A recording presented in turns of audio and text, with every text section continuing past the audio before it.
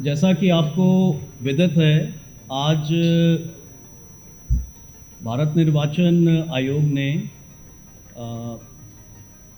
3:30 बजे दोपहर को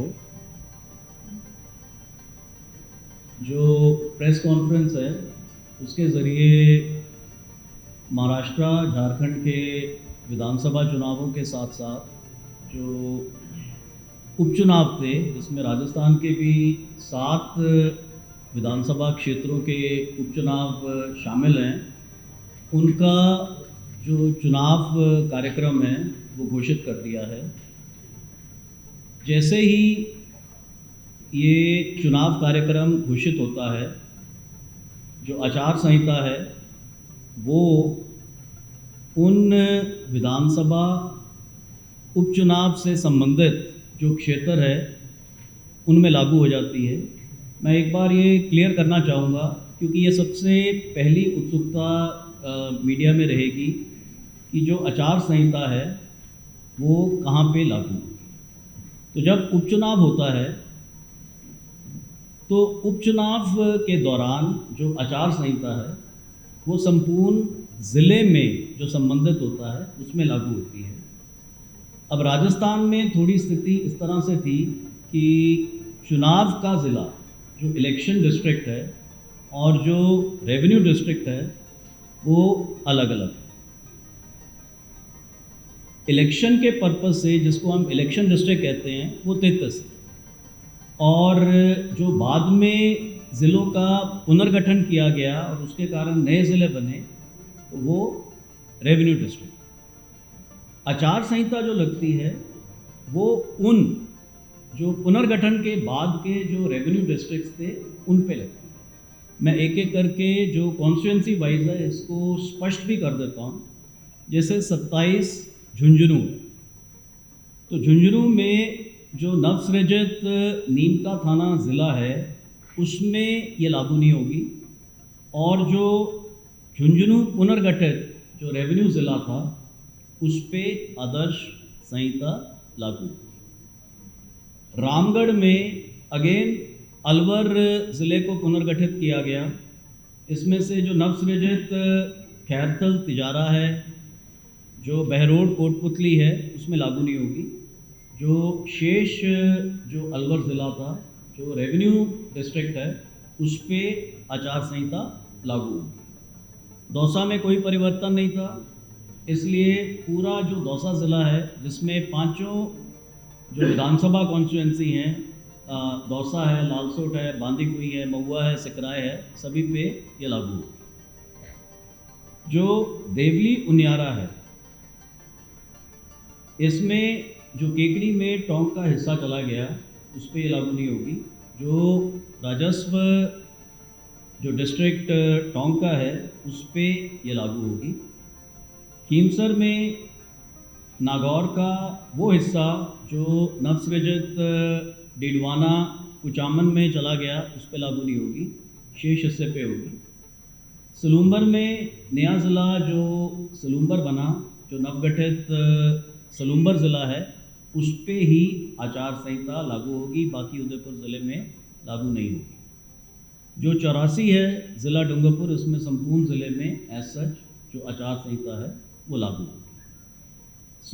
आचार संहिता कहाँ लागू होगी, मेरे ख्याल से ये जो स्थिति है स्पष्ट मैंने कर दी है।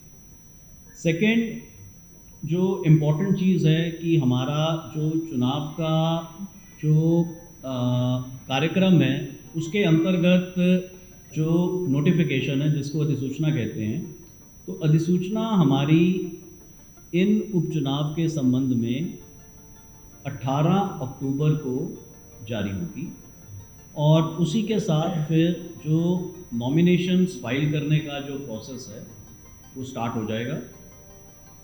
नॉमिनेशंस फाइल करने की जो अंतिम तारीख है वो 25 अक्टूबर है, और 3 बजे तक ये जो प्रक्रिया है ये समाप्त हो जाएगी।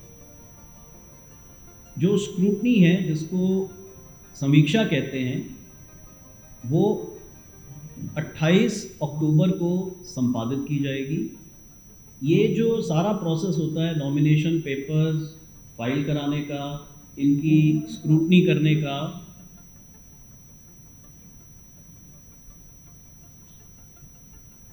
तो ये जो प्रोसेस है ये रिटर्निंग ऑफिसर संपादित करता है जो उस असेंबली सेगमेंट का होता है। नाम वापसी की जो अंतिम दिनांक है वो 30 अक्टूबर। सो दिवाली से जस्ट पहले तक जो नाम वापसी है वो करवाई जा सकती है। मतदान राजस्थान के केस में जो उपचुनाव जहाँ पे हो रहा है 13 नवंबर को होगा और जो मतगणना है 10 दिन बाद यानी कि 23 नवंबर को संपादित की जाएगी।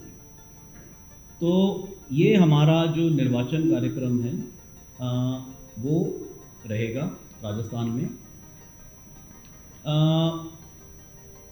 जहाँ जहाँ पे आचार संहिता प्रभावी है वहाँ पर हम लोगों ने एक छोटा सा एक प्रेजेंटेशन भी रखा है, पर मैं उससे पहले कुछ महत्वपूर्ण आंकड़े जो हैं वो मैं शेयर कर देता हूँ। हमारे इन 7 उपचुनाव में जो कुल मतदाता हैं वो 19,36,533 हैं।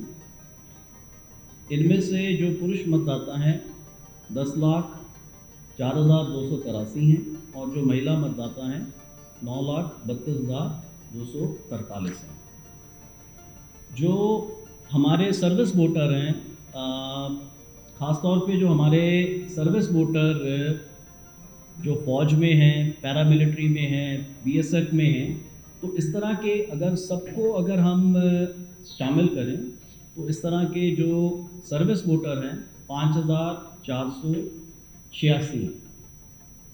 और अगर हम सीनियर सिटीजन्स की बात करें जो 85 साल से ऊपर के मतदाता हैं इन सभी 7 असेंबली कॉन्स्टिट्यूंसी में, तो वो 19,674 है। अब इन मतदाताओं को पूर्व की भांति जो होम वोटिंग है उसका विकल्प खुला रहेगा। अगर ये चाहें तो होम वोटिंग के विकल्प को चुन सकते हैं और उस स्थिति में जो हमारी टीम है वो इनके घर जाके इनकी सुविधा के हिसाब से जो वोटिंग है उसको संपन्न कराएगी। जो हमारे दिव्यांग मतदाता हैं 22,834 हैं, इनको भी होम वोटिंग का जो विकल्प है ये मौजूद रहेगा और अगर ये भी होम वोटिंग चुनते हैं तो इनको भी फिर होम वोटिंग कराई जाएगी। जो हमारे लोकसभा चुनाव संपादित हुए थे उसमें जो हमारे इन 7 असेंबली सेगमेंट्स में जो पोलिंग स्टेशंस थे उसमें हमने जो मेन पोलिंग स्टेशंस हैं उसमें कोई फेरबदल नहीं किया है।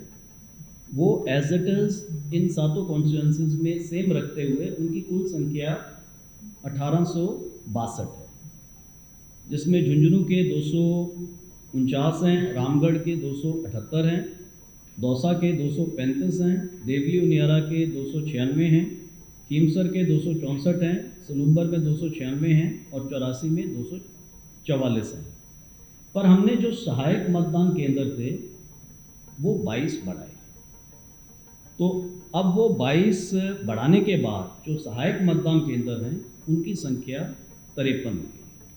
सहायक मतदान केंद्र बढ़ाने के पीछे जो मकसद होता है वो ये होता है कि अगर किसी मतदान केंद्र पे ज़्यादा मतदाता हैं, 1500 या 1500 से अधिक मतदाता हैं, तो मतदाता को असुविधा ना हो इस कारण एक सहायक मतदान केंद्र उसी परिसर में स्थापित कर दिया जाता है।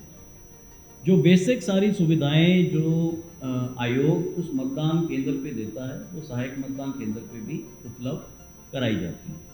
तो वोटर्स की सहूलियत को देखते हुए हमने ये जो 22 सहायक मतदान केंद्र हैं इनमें बढ़ोतरी की है। जो हम लोग आपको जो प्रेजेंटेशन यहाँ पे रन हो रहा है इसमें मैंने डिटेल में स्टेटिस्टिक्स कॉन्स्टिट्यूंसी वाइज भी रखे हैं। एक एक कॉन्स्टिट्यूंसी की जो प्रोफाइल है कि उसमें टोटल वोटर कितने हैं, उसमें मेल वोटर कितने हैं, फीमेल वोटर कितने हैं, ट्रांसजेंडर कितने हैं, 85 प्लस कितने हैं, लाइकवाइज 100 प्लस एज ग्रुप में कितने वोटर्स हैं, सर्विस वोटर कितने हैं, लाइकवाइज यंग वोटर्स कितने हैं जिनको अभी फ्रेशली एनरोल किया है, जो फर्स्ट टाइम पॉसिबली वोट करेंगे, और लाइकवाइज जो दिव्यांग वोटर हैं वो कितने हैं, और टोटल उनके पोलिंग स्टेशन कितने हैं। तो ये हम हार्ड कॉपी और सॉफ्ट कॉपी आपको प्रोवाइड कर देंगे। इससे आप लोगों को जो रेलिवेंट इन्फॉर्मेशन है वो सारी मुहैया हो जाएगी। आप लोग अगर किसी तरह का कोई मेरे हिसाब से अगर कोई किसी तरह की कोई बात पूछना चाहें किसी भी चीज़ को लेके तो स्वतंत्र हैं। मेरे हिसाब से जो बेसिक इन्फॉर्मेशन थी वो हम लोगों ने प्रोवाइड कर दी है, और हमारा ये प्रयास रहेगा कि सभी जो असेंबली सेगमेंट्स हैं उनमें हम लोगों ने बाई इलेक्शन से पहले मेरे स्तर पे हम लोगों ने सभी जो कलेक्टर्स हैं जो इसमें रेलिवेंट हैं, सभी रिटर्निंग ऑफिसर्स हैं, उनको प्रशिक्षण भी दिया है। जो सुरक्षा के इंतजामात हैं उसके लिए भी जो प्रारंभिक आंकलन है वो कर लिया है।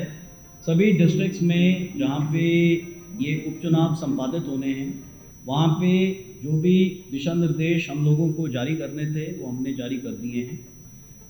मीडिया से संबंधित कुछ चीज़ें जो मेरे ख्याल से रेलिवेंट रहेगी, एक है जो अपने राजनीतिक दृष्टि के जो विज्ञापन है जो चुनाव के पर्पस के लिए जारी होंगे, बेशक वो इलेक्ट्रॉनिक मीडिया पे हों, बेशक वो रेडियो एफएम पे हों, बेशक वो